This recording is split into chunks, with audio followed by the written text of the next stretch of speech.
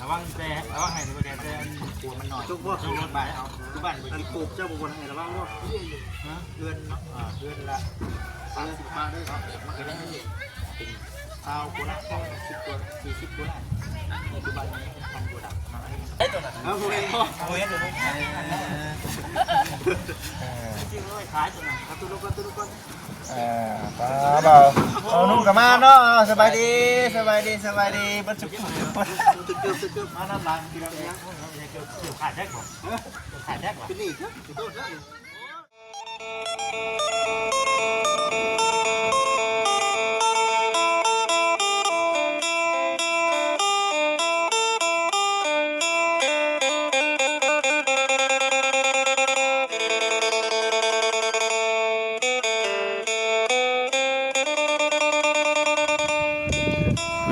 ให้น้องตัวขึ้นโค้งเป็นหูเป็นหางเป็นทรงเฮือนแล้วน้องเลยเมื่อวานนี่ตั้งเสาจะว่าแล้วตั้งแต่เมื่อวานนี่ใช่ไหมจักเนาะพี่น้องเนาะก่อนอื่นก็ทักทายสบายดีเด้อพี่น้องเด้อเนาะ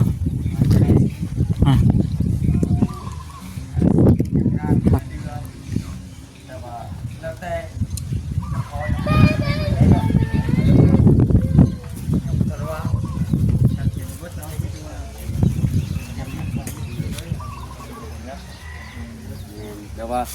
ไปบอกน้ำพึ่งนะว่าโอ้ยคอยน้ำพึ่งจะว่าไปขอไปลองเบิ้งคันไปช่วยเขาก็ดีใจไม่ได้ไม่ยังนะควรทุกอย่างอยู่แล้วควรทุกอย่างขอความช่วยเหลือคนเสียชีวิตเสียชีวิตตัวนี้ก็คือว่าเนาะในชุกฮีบนี้ว่านี่ใช่จะขอความช่วยเหลือทางในโครงการช่วยเหลือนี่แหละว่านี่ใช่เนาะก็แล้วแต่เด้อบ่ว่าโอ้ยเท่านั้นนี่เท่านั้นก็บ่ว่าแล้วแต่ทางโครงการเพิ่นช่วยเหลือนะขออันนี้อยากขอความช่วยเหลือกันเลยว่าความชื่อนี่แหละโอ้ยทางนี้ว่าสิพี่น้องรอเบิ่งเพื่อนก่อน5 เซนหรือ2 เซนก็แล้วแต่เจินเทินอยู่บัดนี้พี่น้องเนาะมีแต่ไม้ก็คักมีแต่ไม้นาแต่ว่าเสานี่ยังบ่ทันได้ซิกใช่มั้ยพี่น้องเนาะเพิ่นยังบ่ทันได้ซิกใช่มั้ย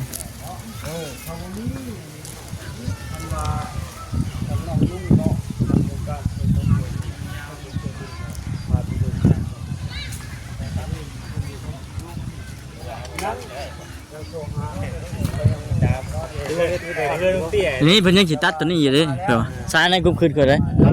เนาะได้ก็เป็นคือต้องเตี้ยเด้เห็นบ่เนาะแต่มันสิยาวมันได้เฮ็ดเป็นบ่ตัดนี่เฮ็ดคันเลยเป็นบันไดขึ้นนี่เลยตัวนี้มันจะเป็นขั้นไหลขึ้นหั่นเด้เดี๋ยวตรงเป๊ะขึ้นในรูปเลยตรงเป๊ะเลยมันกว้างเติบไว้ดีเนาะ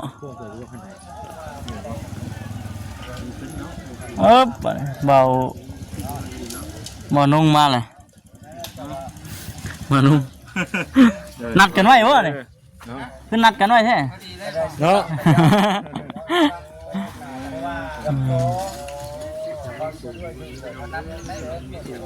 เนี่ยเนาะ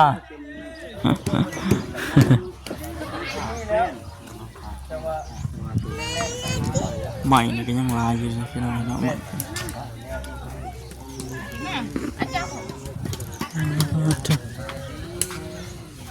ไม่ตกขบลาเพื่อนคักงามเป็นยังพี่น้องเนาะเป็นช่วงโมเดิร์นหูห่างเพื่อนก็เป็นช่วงโมเดิร์นพี่น้องเลยแต่ว่าเป็นช่วงสั้นเอา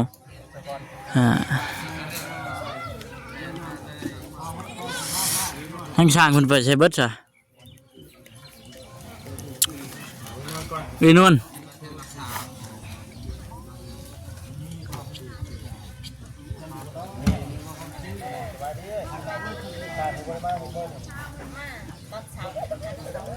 แสดงว่าหากกัน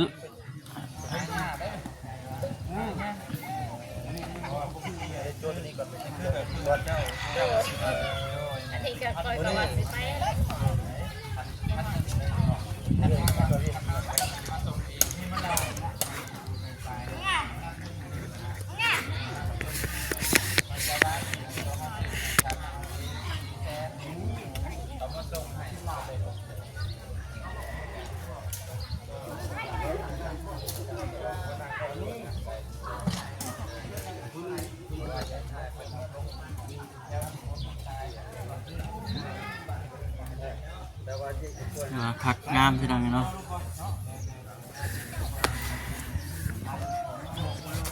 เนี่ยเตียงลงบ่ วางไว้เดี๋ยวมาวางไว้หมดนี่ สบายดีขึ้นนัดกันไว้แท้ บางคลิป บ่คิดบ่เซน แม่น เบิ่งเพิ่นอัพลง4 นาที แม่นเลยกำลังมุ่งหน้ามาพี่เล่นหน่อยสิอากามานี่บ่จ้ะ แม่น จะมากัน4คน มาจวดจ้าตัวเลย เนาะกลับไปว่ายังเพิ่นว่าโอ้ยแล้วไปนี่จะว่าตัวนี้นะบ่ฮับปากเนาะว่าสิตัวได้หรือบ่แม่นเอาไว้พุ่นก็ได้เอากินนี่ลงไปเนี่ยจะไว้เพื่อมีเพิ่นว่าทางนี้โอ้ยมันใจแล้ว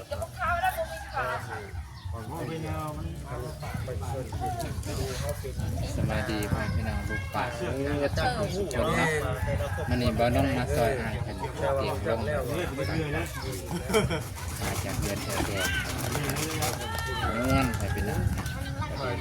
มากับพอดีพ่อเพิ่นเลยไปพี่น้องมากับหนักจังเพิ่นน่ะมาแต่คิดเดิมเพิ่นสิมาฮอดแล้วว่าน้องเล่นเบิ่งมากับพอดียังก็มาเปิดกล่อง เป็นงานบ่ได้เนี่ย เตียงโคตรงามเลย2 อัน5 แสนอันละ2 แสน5เนาะย่อซอยเพิ่นไปนะ ฮอดแล้วบ่ปลากล้วยฮอดแล้วบ่เอาอยู่หันเด้อก่อนสิไปหับเด้อโอเคตามนั้นมึงอะไรมันบ่มันกลัวคนเด้อจัดการค่ะเนาะเนาะคือนี่ในบ้านเพิ่นพี่น้องเด้อเนาะผู้ว่าครอบครัวในผมมีแน่ตัวนี้เขาก็เข้าใจเนาะทางการดูเสียการที่เฮาบ่มีเสาหรือว่าชุดๆได้บ้านปลายมาอยู่ได้ผมเคยกลัวปู่ที่ว่าปู่ที่มาแล้วเดี๋ยวเฮาอีกเป็นผมผู้ว่ารู้มันเฮาอยู่กับตัวสามารถที่จะไปช่วยเพิ่นได้ย่อได้หน้ารู้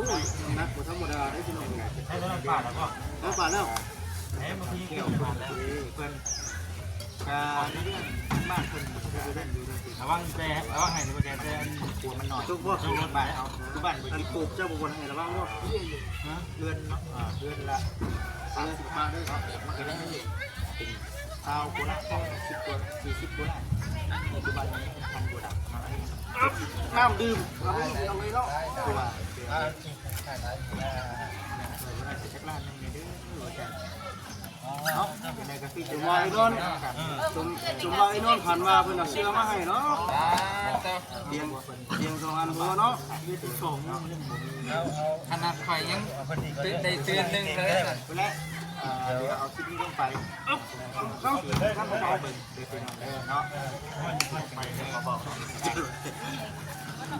ถ้าเสร็จเนาะเดี๋ยวสิไปกิน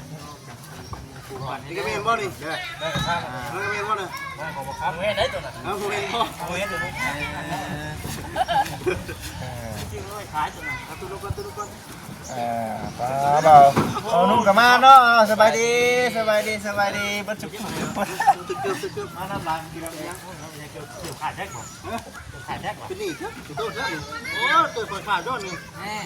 เป็นโลเกิมนะโลสีก็จะดีเลยเนาะพี่เด้ชาเกี่ยวไปเนาะเขาชาสบายดีเด้อน้องสบายดีทุกคนหลายกล้องคนพวกอัดไปยังใส่เนาะเ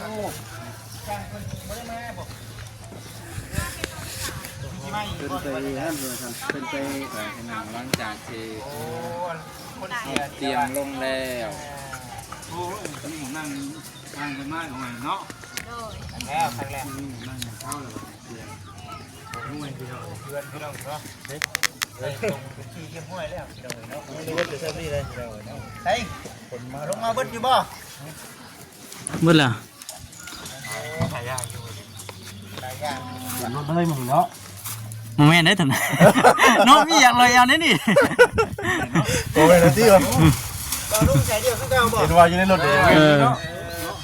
ไปงานแต่เลยมือไปกับไผ่ช่ะ โซโล่ สโล โซโล่ตลอด โซโล่ โซโล่เนาะโซโล่ เถอะอีแดงอ่องต้องอยู่เพียงแล้วเพียงชันแล้วก็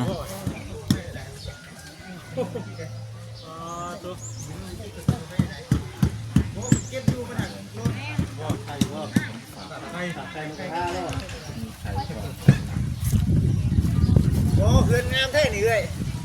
โดย งามแท้นี่เห็นแห่งงามนี่เราจะเอาบ่นี่เนาะ หมูมาดิ่งกันจน11-12 โมงกลางคืนพุ่น น้องลูก ไปตามมาดิ่งป้อ เกม นอนจนได้ฮอดตื่น1-2ตื่นพุ่นแหล้ว นอนเราเล่นได้นี่ได้เดิน ที่แต่บ่มีแบบให้เพิ่นเบิ่งนะเนาะช่างนี่ก็เฮ็ดเป็นเบิด เก่งอยู่ว่ามุมกล้องได้อยู่ได้อยู่แต่ว่ามันสำเร็จนะได้อยู่ได้อยู่ไปอยู่พุ่มไม่ได้ไกลนะ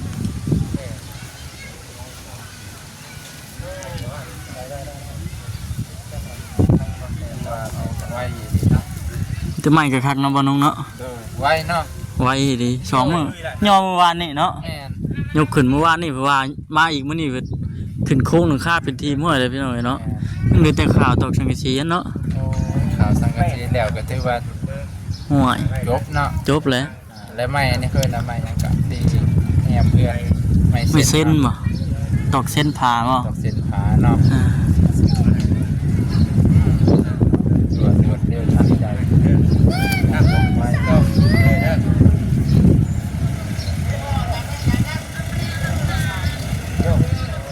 เพื่อนอะไร ติดเด้อ เพื่อนร่างใดร่างใดครับ ร่างตัวนั้นเอ๊ะร่างเฮ็ดแต่ละขา สังกะสีขาวๆบ่ คนนี้สังสีแดง เล็กน้อยบ่เด้อผู้เฒ่า เฮ้ยลูกชายแต่ละคนหามาพี่ด้วยเป็นคนเด้อ แสดงน้ำไม่ไว้ เด้อเด้อผู้เด้อให้ผู้หนึ่งได้จ้ะ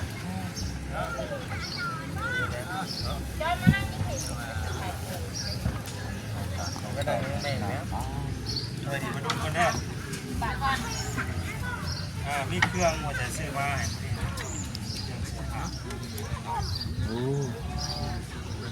มันจะมีเบอร์อยู่ในเบอร์เอสกับเบอร์ เสียกันหนาว ช่วงยามหนาวเลยเด้ หอดยามหนาวเลยเนาะ เสียกันหนาว ดีว่าคนเชื่อใช่ลูกละเร็วเชื่อเบอร์เอสต้องเป็นคนนี้เนาะใครใครทำแค่นี้ เสียงธนูว้าวนี่ก็บ่ได้ลงบ่คืนนะเนาะเบิ่งนี่เนาะเสียงเจ่นอยู่โอ้ยพี่น้องเอ้ยเนาะมี2อันพุ่นได้บ่น้องเอ้ยบัดว้าวเพิ่นนี่ก็ถือว่าได้เดินทางลงมาทางนี้เลยพี่น้องเอ้ยเนาะลงมาทางบ้านเฮือนของเงินเอ้ยนวลมาอัปเดตเบิ่งเฮือนชาติเลยก็มีทางผู้ใหญ่เพิ่นซื้อเครื่องซื้อของมานี่นำมาให้กับเป็นลูกๆล่ะแต่ว่าคือว่าเนี่ยทางช้างเป็นโจ๊กช่วงคำๆแรงๆกันนี่ความอยู่ในบ้านนี่ไม่ยันคนเสียชีวิตนะพี่น้องเนาะขออภัยหลายๆเลยโจ๊กก่อน ต้องใช้คนหนึ่งดินี่คนนี้อ่ะ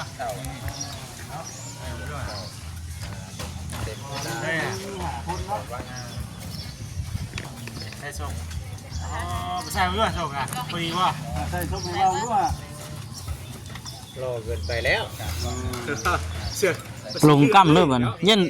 ยันลงเยอะบ่เนี่ย หมายไปเด้อหมายเป็นท่าตัวไหนอยู่เฮ้ยพอดีเห็นป่ะพอดีงามเลยแต่อยู่ทำไปให้แม่ชื่อนี่ถ้ากุ๊กอังใจได้เนาะบดเป็นไทยพอดีบ่เสียชื่อนี่ แสดงว่าบ่แซนชื่อเป็นนี่จะเนาะพอดีเป๊ะเลยนี่ ที่เสียนปลายกูชื่อชื่อเสียผ่ากูชงกูซ้ำน้ำมันมีในในเลยพี่น้องใคร างแม่เพิ่นบอกให้ซื้อแล้วล่ะก็คือผู้น้อยนี่แต่บ่แซงก็เลยให้ได้ครบทุกคนสินะ ทุกคนซะติ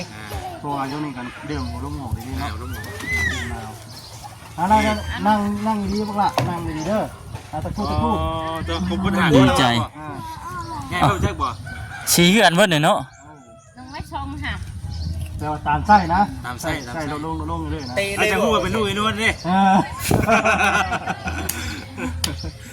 ป้ายก็บ่ต้องแก้วอย่าเด้อ ไส้ไปแค่ว่า เสือก้อยงามเด้อ เสียใหม่ น้ำมะลิเนาะ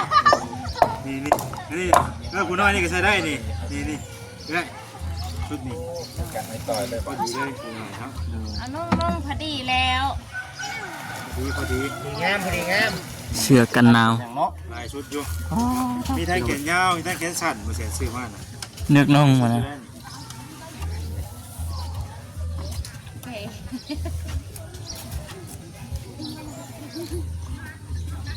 โอเค เต้นคักๆเนาะ ได้ผู้ใหญ่เนาะบัดนี้ ลงกล้ามเลย หลงกันเลย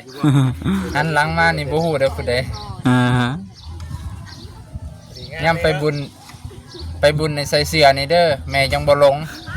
ย่างกามลังกันเลยไปดิ กันไอ้ต่อยเลยคือเป็ดนี่ ชุดนี้นี่ผู้น้อยนี่ผู้น้อยนี่ผู้น้อยเด้อนี่ได้ตัวนี้ใส่เพิ่นเด้อง ามขนาด เพิ่นผู้น้อยจังบ่ได้ปุ่ม ทางหลังส่ง ดึงส่งอยู่เนาะ ทางหลัง อืม เสื้อผ้าไม่ไหม้ได้เลยพี่น้องเนาะ เอ้ยยัดเสื้อลง ยังนุ่งได้บ่ชบเฉลยนี่ใช่ โอ้ตะ1 2 3 4 5 คน ป๊าด ครบมื้อนี่ เป็นบอยแบนด์เลย คือว่าอยู่ครบนะมื้อนี้นะแบบเลี้ยงกันลงเลยนะเนาะคือเลี้ยงกันขึ้นข้างในเลย นี่มายืนได้นี่ ไปยืนเล่นกันก่อน มายืนเที่ยงกันก่อน ถ้าน้องถ่ายรูปก่อนดิ มายืนด้วย ไอ้ที่ถ่ายรูปให้นะ มามาถ่ายรูปนี่ อยู่นี่กัน ยืนเที่ยงกันตามลำดับเลย ตามระนับ ถูกต้องแล้วโอเค อันนี้แนบนะ เด้อ อันนี้เด้อ เก๊กรอรถ 2น้ำเนาะ โอเค นี่ดีบานนี่ก็ได้พอดีเป๊ะเลยเนาะไอ้สุดเลยป้ามันจะเพื่อสิเรื่องฉันได้กันรู้เต็มได้ดิ งาม ยาวพุ่นแหละ เสียใหม่เลยที่ใส่เลยมาเลย ใส่นอนเลยเนาะ จะแก้ป้ายหรือต้องแก้ป้าย ไอ้ยาตัด เสียใหม่เนี่ย เดี๋ยวรู้ว่าผู้ว่าใส่เสื้อไหมว่า ตัดไม่นะห้องตั้งนั้นตั้งนี้ หนาวเนาะ ใส่ตัวนี้ ใส่แล้วก็ซักมันได้เห็นเนาะ ใส่เป็นระบบ มีห้อง บอกจะนู้ได้ทดลองได้นะ มีการทดลอง ทดลองเสียง ทดลองว้าว รู้ว่าบอกจะนู้ แค่เชื่อมันเนาะ สร้างเฮ็ดเนาะเพิ่นเนาะ เป็นยังไงคือไม่เห็น เดี๋ยวเขาแก้ตอนหนักก่อน สร้างเฮ็ดเนาะโอ้ก็อยากบุญลมครับเลยนวลแล้วก็เลือกลูก ในเชียงใหม่เนาะบ่น้องเนาะ เอาเลย ได้เสื้อขาวกันหนาวโย่เป็นยังไงครับ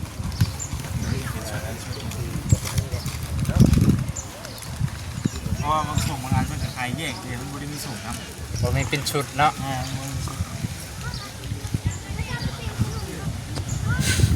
ตัวเป็นชุดเนี่ยหายากได้เสียเด็ก พอดี น้อย เชยเนาะ เออ มากเกินที่ ผู้หญิงงามเลยเป็นเสื้อชม จ พู ริงๆแล้วใช้ซื้อมาให้ไปหน่อยนี่ โอ้ ชื่อเป็นดีเนาะว่าเห็นเนาะ เอาไปเชื่อบอก พอดีเบิ เส้น ด นี่ก็เรียกเป็นเนาะ แต่ละคนเนาะพอดีเป๊ะเลย ต้องใส่บอก เจ้าก็เป็นพ่อค้าได้บ่าวแสนนี่เลือกใส่นี่ถือเป๊ะ หลายตัวอยู่ให้เราเลือกใช้เอาเนาะอ๋อไปแล้วบ้านนี่ มีแต่ตัวอุ่นๆนะว่า ต้องใช้อายุไปหน่อยพอดี น ด้ น วย เลย